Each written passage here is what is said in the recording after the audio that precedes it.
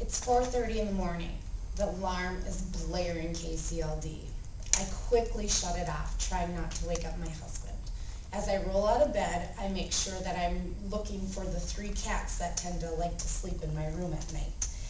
As I'm walking to the bathroom, I go through an obstacle course of Barbies, markers, and coloring books, remnants of the night before.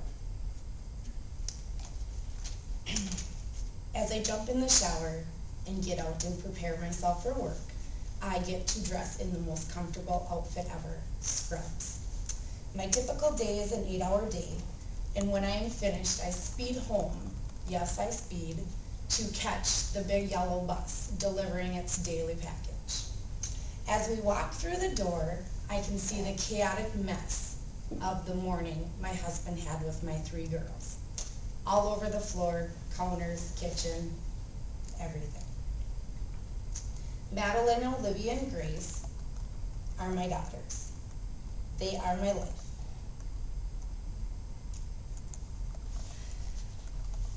As we play outside, the sun goes down. We can hear the cows mooing for their calves, trying to find them, the dogs barking outside. I quickly realize it's time for supper. As we rush into the house, I have 3 little chefs following behind me.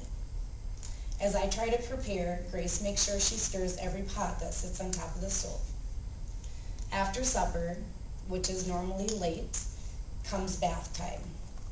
That is the time that I actually get to sit down on my computer and Facebook and actually chat with real live, or not live adults, but have real adult conversation.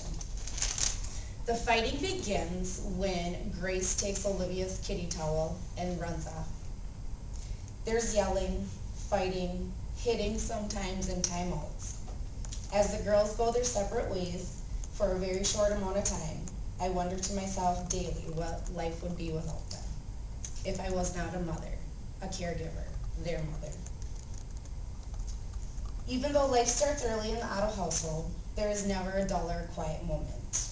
Whether the dogs are barking outside or the sound of the old reliable blazer as it makes its way up the driveway, bringing Brian home from a long day of work. I get to reminisce every night with him and tell him of all the funny, hilarious, naughty things that the girls have done that evening, and we both smile and laugh.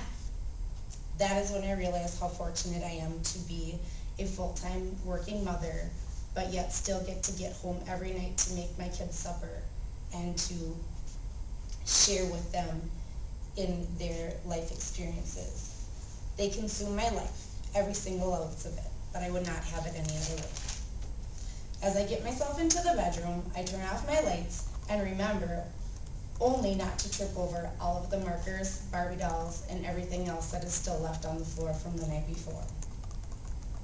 But I reminisce on the fact that I actually got to see Grace ride her first bike without training wheels that day, and I got to comfort Olivia when Ruby, our outside dog, jumped up on her starving for attention. The housework, I realize, will always be there, but life never stops. It continues to go. I cannot wait to see what life brings to me next. The first 23 years of my life, I existed. But until I had my girls, my life did not begin.